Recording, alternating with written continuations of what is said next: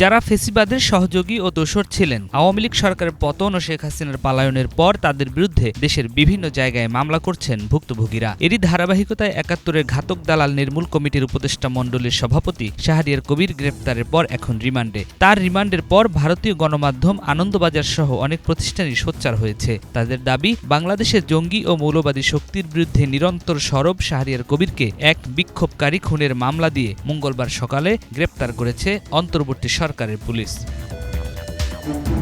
তবে বাংলাদেশে শাহরিয়ার কবিরের ভূমিকা সবসময় ছিল বিতর্কিত। তিনি সবসময় আওয়ামী লীগ সরকারের দোসর হিসেবেই ছিলেন চিহ্নিত। সবশেষ ছাত্র জনতার আন্দোলনেও ফেসিবাদের সহযোগী হিসেবে ভূমিকা পালন করেছেন। জামাত এবং বা মৌলবাদ এটা হচ্ছে ভাসুরের না, মুখে যাওয়া যাবে না, আর্মি যেমন মুখে নেওয়া যায় না, কিন্তু আমাদের কত কথা বলতে হবে। ছাত্র আন্দোলন যখন তুঙ্গে তখন ৭১ টিভির এক টকশোতে কটাক্ষ করে শাহরিয়ার কবির বলেন, প্রথমে শুনলাম ৩৯ জন, পরবর্তী সময় শুনলাম ৬৪ জন সমন্বয়ক, কিন্তু তাদের চেহারা আমরা দেখিনি। সমন্বয়কারী এখন মাত্র ৬টা বা ৭টা ৮টা নাম দেখি। প্রথমে তারা বলেছিল তাদের ৩৯ জন সমন্বয়কারী, এখন ৬৪ জন সমন্বয়কারী। আমরা কখনো এদের চেহারা দেখিনি, নাম দেখিনি। আওয়ামী লীগের পুরো আমলে জামাত শিবির সহ ইসলামী রাজনৈতিক দলগুলোর বিরুদ্ধে বিষোদ্গার করেছেন শাহরিয়ার কবির। ছাত্র জনতার আন্দোলনকে জামাত শিবির আন্দোলনও উল্লেখ করেন তিনি। ১৪ দলীয় জোটের বৈঠকের পর জামাত শিবিরকে নিষিদ্ধ করার পক্ষে শাহরিয়ার কবিরকে বিভিন্ন টকশোতে সাফাই ও যুক্তি তুলে ধরতে দেখা যায়। ব্যান হলো এটাই, যেটা ডক্টর আনোয়ার হোসেন বললেন, ঠিক আছে, এখন সংলাপের দরজা উন্মুক্ত হয়েছে। তো যে দল এত টাকা খরচ করতে পারে, তো সেই দল একটা সরকার উৎখাতের জন্য তারা তো যে কোনো দূর যেতে পারে। জামাতের হাতে অস্ত্র শিবিরের যে সন্ত্রাসের বিবরণগুলো আমরা শ্বেতপত্র প্রকাশ করেছি। শুধু তাই নয়, বিভিন্ন সময় বিএনপি এবং শহীদ প্রেসিডেন্ট জিয়াউর রহমানকে মুক্তিযোদ্ধা স্বীকার করলেও তাকে বলতেন পাকিস্তানের চেতনায় বিশ্বাসী। জিয়াউর রহমান ক্ষমতায় এসে আমাদের সংবিধান থেকে মুক্তিযুদ্ধের ইতিহাস, চেতনা সবকিছু মুছে ফেলেছেন। সংবিধানে বিসমিল্লাহ ও আল্লাহ সর্বশক্তিমান বাক্যের বিরোধিতায় তিনি ছিলেন সবার আগে। এক সাক্ষাৎকারে হুদাইবিয়ার সন্ধিকে সামনে এনে যুক্তি দেন। চুক্তি লিখেছিলেন হযরত আলী, সেই চুক্তিতে বিসমিল্লাহ লেখায় কুরাইশরা আপত্তি করেছিল। মুহাম্মদ সাল্লাল্লাহু আলাইহি সাল্লাম বিসমিল্লাহ মুছে ফেলার নির্দেশ দেন, কিন্তু আলী রাদিয়াল্লাহু তাআলা মুছতে অস্বীকার জানালে মুহাম্মদ সাল্লাল্লাহু আলাইহি সাল্লাম নিজেই বিসমিল্লাহ কেটে দেন। সেটি ছিল রাজনৈতিক চুক্তি। বঙ্গবন্ধু যদি সংবিধানে বিসমিল্লাহ লাগাতেন তাহলে তিনিও তার বিরোধিতা করতেন। ওই বক্তব্যে মহানবী সাল্লাল্লাহু আলাইহি ওয়াসাল্লাম এবং সাহাবীদের নাম নেয়ার সময় সম্মান প্রদর্শন করেননি। এছাড়া ধর্মকে রাজনৈতিকভাবে ব্যবহার এবং ধর্মভিত্তিক রাজনৈতিক দলগুলোর বিরোধিতা করেছেন শাহরিয়ার কবির। তিনি বরাবর মাদ্রাসা ভিত্তিক শিক্ষা ব্যবস্থার সংস্কারের বিষয়ে সরব ছিলেন। তিনি বলতেন, মাদ্রাসায় জঙ্গি সৃষ্টি হয়। ধর্মকে ধর্মের জায়গায় রাখুন, রাষ্ট্র রাজনীতিটাকে ধর্ম থেকে পৃথক রাখতে হবে। আমাদের ঐক্যবদ্ধভাবে রুখে দাঁড়াতে হবে, নইলে বাংলাদেশ বাঁচবে না, বাঙালি বাঁচবে না, আমরা কেউ বাঁচবো না।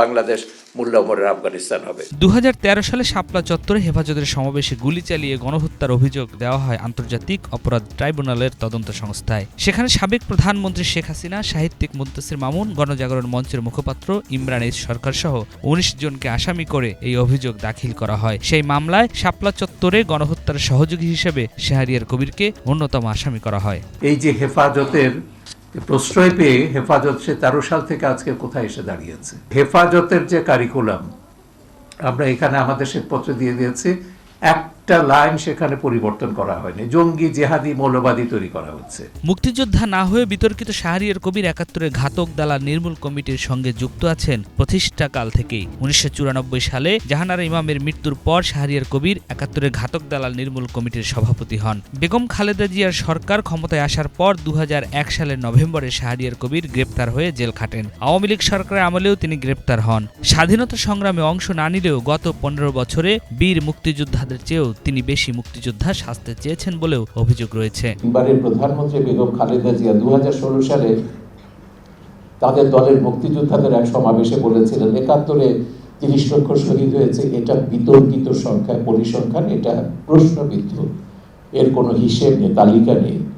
তখনই আমরা সরকারকে বলেছিলাম, এখন সময় এসেছে যারা মুক্তিযুদ্ধের স্বীকৃত ইতিহাস অস্বীকার করবে তাদের শাস্তির জন্য একটা আইন প্রণয়ন করা দরকার।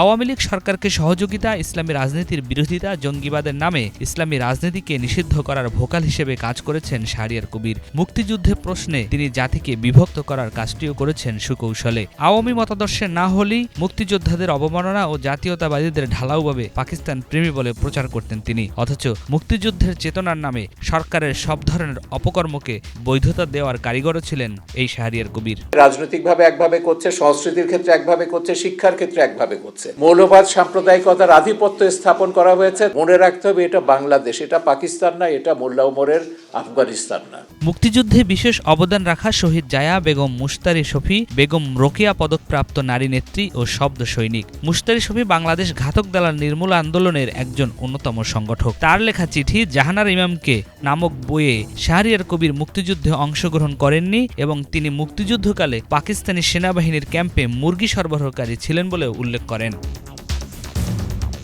নিয়াজ মাকদুম, বাংলা ভিশন, ঢাকা।